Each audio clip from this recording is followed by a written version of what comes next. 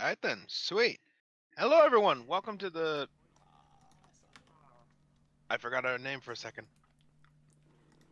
Dial up tone, dial up tone. Exactly, dial-up tone. Begin now.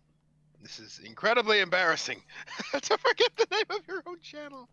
How many morons do that on YouTube? There goes the review. Yep. Midweek Gaming. There we go. Ha ha ha ha. Even I forget our own naming sometimes. How's that? That shows you how intellectual I am. Today I Regardless, am an welcome to Midweek. intellectual. I am intelligent. Anyways, I'm Nick. Over there on the other side of the mic is Justin, providing us gameplay and editorial details. Yep. And welcome to the new show, or welcome to another show. This week we're going to do something I've been wanting to do for a while. We haven't done it last week. We're going to do the we're going to do the Hogwarts Legacy review.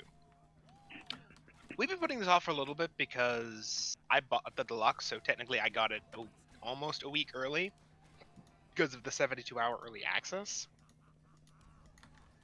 So come the next week, I didn't feel proper doing it because it technically you get it on Tuesday if you got the deluxe and Thursday if you got the base. Then technically it comes out on Thursday then, so I didn't feel right doing it on the Tuesday. So we did something else, and then I believe something else came up the week after that. So it's either been a week or two since the game came out. So I think it's a safe place for us to be to do a review at this point. What do you think, Justin? Pretty safe. There we go. So we're in a position where I think we're good enough to do the review. I've gotten a decent amount of hourage in. I'm, I think, at least on 22 hours into the game at this point. I haven't completed the main story because I've also been sidetracked with side quests. So I have not finished the main story. And there are probably reviewers with far more hours in it than I have. But I shall go with 22 hours because I think at least that's a decent amount of hourage where I can give my input on the game. And I do have a few things to say. But before I say anything on Hogwarts Legacy, good or bad, I forgot I was going to do this, but I'll do it now. Let's address the elephant in the room. This game has a lot of attention around it in the internet, not all of it for good reasons. And a lot of it having to do with the game, or perhaps I should say the universe's creator, J.K. Rowling. Yes. Now, I'm A not going whole to lot of speak on a lot drama of it. and stuff going on. Be serious, Justin. We're trying to do a serious bit here. Mm-hmm. I'm just saying that there's a lot of controversy going on. Most certainly. Which is a nice jumping off point to this point. Let me make something very clear on this channel, and I'm going to draw a nice line in the sand. This is not a political controversy channel. We're not here to talk about politics. We're not talking about religion. We're not talking about this, that, this. If it doesn't relate to gaming for the most part, that's not our job. We are trying to keep this informative and entertaining. That is our shtick on this channel, and it will always be our shtick on this channel. So, when it comes to games like this, I think the best policy is the policy I like to adopt, and it's that we judge games based on their own merits, and we try to separate art from artist for the most part. If we say on this channel we don't like a game, it is not because of the background of the game, though we might mention that at some point, like we are kind of mentioning it here, for contextual sake. If we don't like a game, it is because we just don't like the game, based on the facets of the game. Maybe the music wasn't great, maybe the story was questionable at best. Many, many reasons. But we will try to judge games based on how they themselves perform, based on the things about the game itself. You know, its relationship to its sequels or prequels, the game's own merits, yada yada yada. We won't judge it based on the background to jargon that goes around with the game. In this case, J.K. Rowling's political controversy. That is not this channel's point. That is not this channel's goal. So we will not talk about that. Which is why we will be reviewing this game, as I said in the beginning. I know I'm kind of rambling on a soapbox, but I think this is a very important line to draw in the sand, not just for this game, but for all future projects of similar nature. This is our stance on things. We are not here to comment on Rowling one way or the other. We all have our own opinions, and everyone can have their own opinions, and everyone can respect everyone's own opinions. That is your own right. We are not here to talk about that. We're here to talk about games. So with that out of the way, let's talk about games. Hogwarts Legacy. So, rant soapbox over. Let's go back to the game itself. I've got actually a few notes that I was actually preparing when I was playing the game yesterday. And because there are a few things I'd like to address with the game. And I'm going to admit, it's going to be a little nitpicky because, truth be told, there's no real glaring problems with the game. You know, I didn't look at the game any time through my 22 hours play so far and say, that's a major issue. That's a major mistake, you know. Sometimes I'll do that with games. Sometimes I'll say, hey, that's a glaring issue.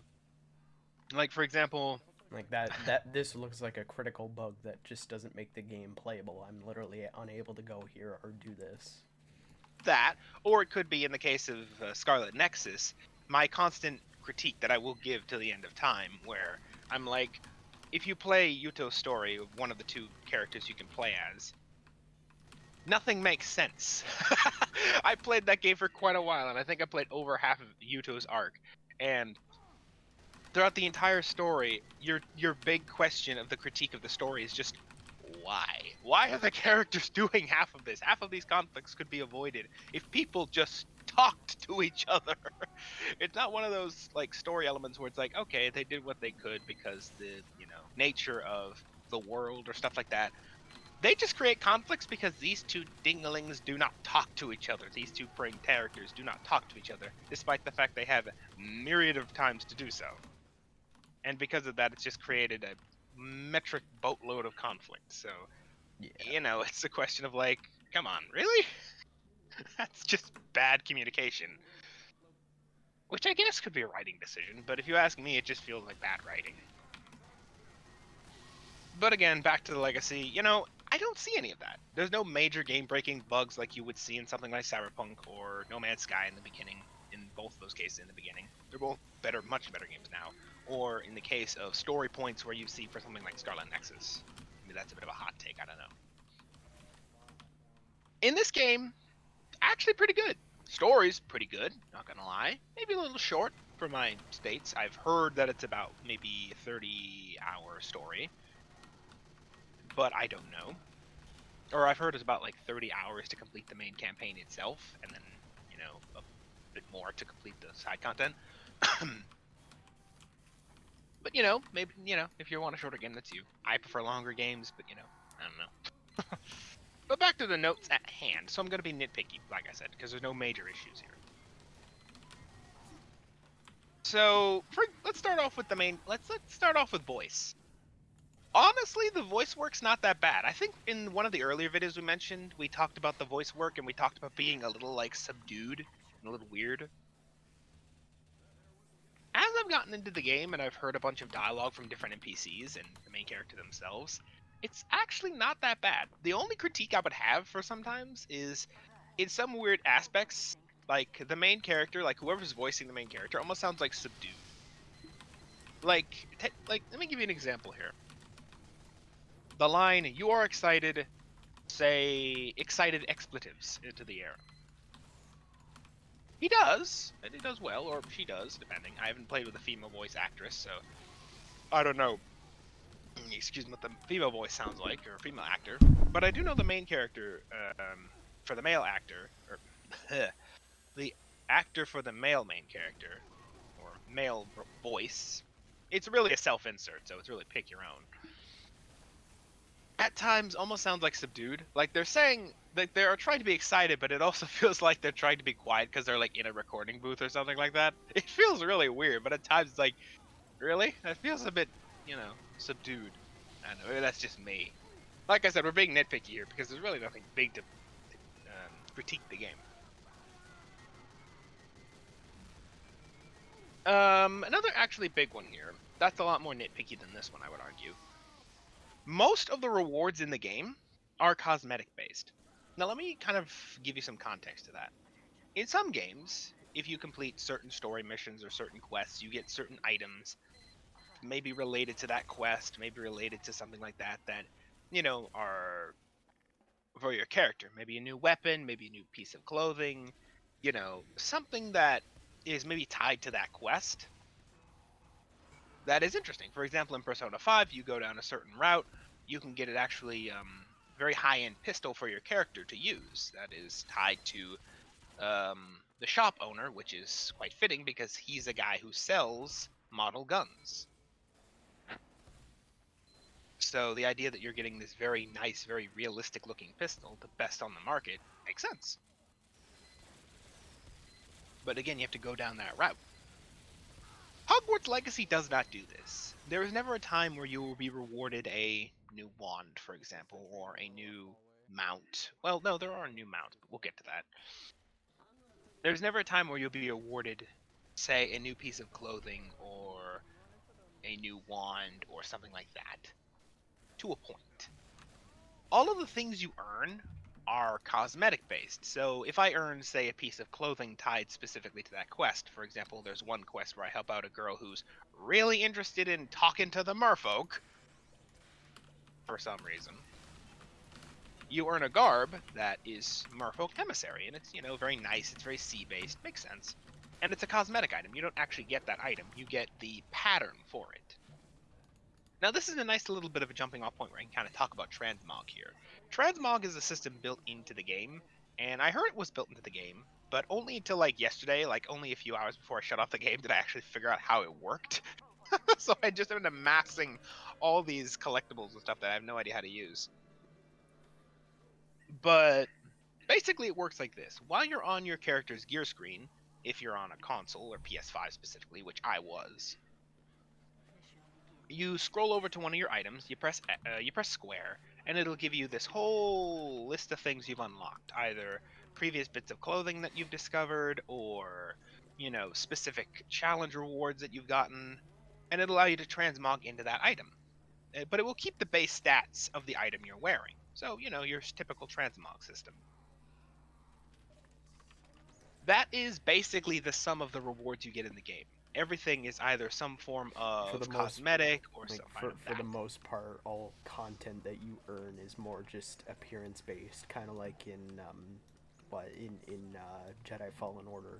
It's In for a the way, most yeah. part just change the appearance of your lightsaber or your outfit, but it doesn't change you stat wise. If you want stat wise, No. you have to change your own skills. You have to make the choice on what you want. Yeah, find a new piece of gear, maybe, retool your spells a bit, stuff like that. Now, you do learn transfiguration later in the game, or where you can basically go to your little, like, room of requirement and, like, customize it to how you want. I kind of at first jokingly told to myself, this feels like your own little office in Hogwarts, or Hogwarts.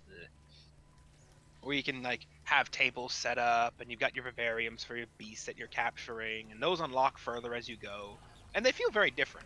Which, on a side note, may I just say the music for this game is very nice. I'm gonna not lie, it really hits the kind of like tone you're looking for in a like Harry Potter based game. It all really feels very immersive, and that's actually quite nice. I'm a very big fan of game music, so I thought I'd just shout out to the game music, and whoever composed the music for Hogwarts Legacy, good job. If you ever hear this, you have my props. But back to the whole cosmetic system.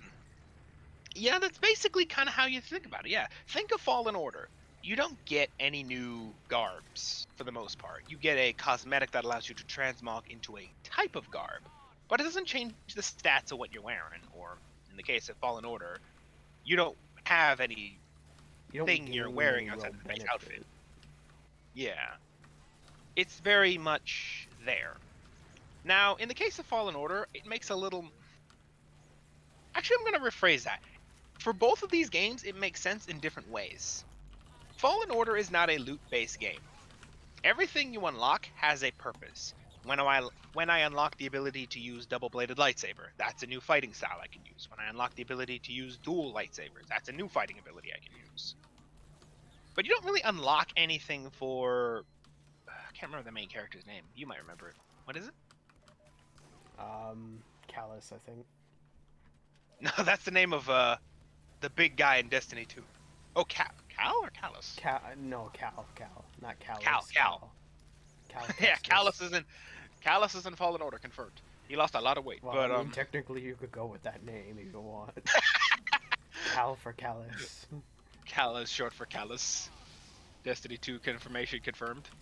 Crossover confirmed. But yeah, no. When you earn things for Cal, you don't really earn much for Cal. You earn things for B2, which I believe is the name for his droid, which is, extra health stims and stuff like that. But And everything else literally, earned. for yeah, like for the most part, most things in Fallen Order are things that you earn either based off of your own exploration, and for the most part, you can get upgrades that'll help you by just playing the game. Pretty much. And again, these make sense in the context of each of their own games. Fallen Order is a more traditional RPG style. Well, actually, no. It's a bit more of a RPG dash Dark Souls hybrid in a way. Just subtract the level system. At least I don't believe there's a level system in that game. No, there isn't. Or, you can take on technically the final boss of the game. You just need to have the abilities, fighting style, and skills to do that. Yeah. There's nothing technically stopping you from fighting the final boss. You just might get flattened because you don't have all the upgrades for it. Yeah. So there's In the that for the game. It's fairly linear and forgiving for what you do, and you don't have to go out of your way for it. Pretty much. In the case of Hogwarts Legacy, it's quite different though, and it makes sense for a different reason. In the case of Hogwarts Legacy, it's a loot-based game. Now, don't get me wrong, it's not a looter shooter. It ain't Destiny, it ain't Borderlands, it ain't that way. No, no, no, no. You do get loot on occasion from defeating enemies. Sometimes it's just straight gear. Sometimes you have to go back to the room of requirements and kind of research it, which is an instantaneous process. It's just kind of a side thing. But it's a game based on loot and levels. So throughout the game, you will be exchanging or changing outfits quite regularly. So in a game like that, I can kind of see why. I will say in a game like that, it makes sense why, it is a cosmetic transmog system. Because think about it. If I give you a new weapon, right? Or a new, well, no, in the case of this, you make your wand early on in the game, and that's the one you stick with. You make all the specifics of your wand, length, wood type, yada yada yada. You can go really RPG with this wand if you want to. Hell, you could technically make a mimicry of Harry's if you really wanted to. I didn't. But the only cosmetics you get for your wand are wand handles. Extra handles you get. And again, these can be unlocked through other challenges or stuff like that. But it makes sense in a game where you're constantly going to be exchanging outfits and going to higher level outfits, because even the outfits themselves have levels tied to them, that you would want something that is cosmetic reward. So if you want specifically to wear this outfit for the rest of the game, you can always just transmog back into that outfit when you exchange gear. So in a way, it makes sense why they would do a system like this. It's not me saying that's a bad idea. In fact, when you consider the way you progress in the game through levels and loot, it makes sense. That was probably a lot more of a rant on loot than I think we should have had, but Mm-hmm. I think you're not even gonna not agree. You're like, yeah. I But mean, yeah, no. for a game that doesn't particularly give you anything based off of the loot that you get, yeah. Don't get me wrong. You do get loot throughout the game. It's not as think of more like how Destiny gives out loot, where every once in a while you get some loot, and not like Borderlands, where you're just constantly like, here's more loot, here's more loot, here's more loot. You're just piled in it. One of the things people will say actually is, instead of destroying your loot when you get too much of it, go to a shop and sell it off, because you will use that loot to buy other things in the game, like for herbology and plants like that. It's not, speaking of herbology and schooling, let's briefly touch on how the school system works. They are right. The time progresses as the storyline goes on. It's not something that progresses naturally, so you can't just finish the game by not doing anything.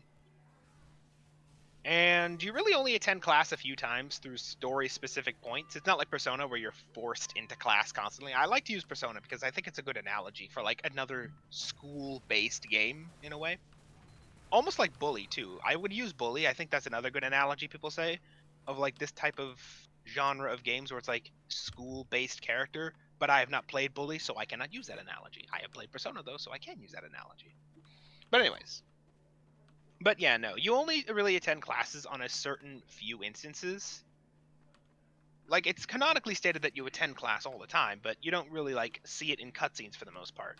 On the first day, you kind of have a cutscene where it's like you get the professor's name, yada yada yada, and when you first attend that class, but you don't really do it too many times after that, at least from what I've seen.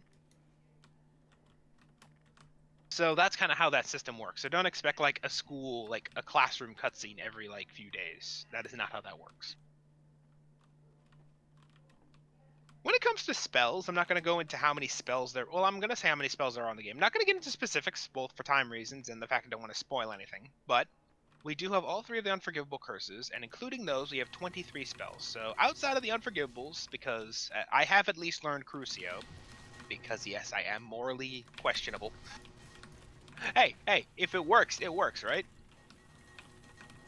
But you know, these are spells that you have an option to choose. Like, there are quests that you go through where you learn spells, either through side assignments from the professors, or if you're learning more dark art stuff or more core stuff, maybe a companion will teach you this stuff. Sebastian is actually a big quest giver throughout the thing when it comes to spells. He teaches you a bunch of spells for things like stealth and the unforgivable curses. I'm believing he's going to be the pathway to learn all of those. Again, story reasons for that. But you have an option in these quests if you want to learn the unforgivable curses. So just because it's a reward at the end of the quest does not mean you will actually get it. You can choose if you don't want it or not. If you really want to play the moral high ground, I did choose to get it. I just didn't cast it in the quest. Again, you'll see. But like I said, including the unforgivables, there's 23 spells in all, so it's a pretty good section of spells to play with. Let's see.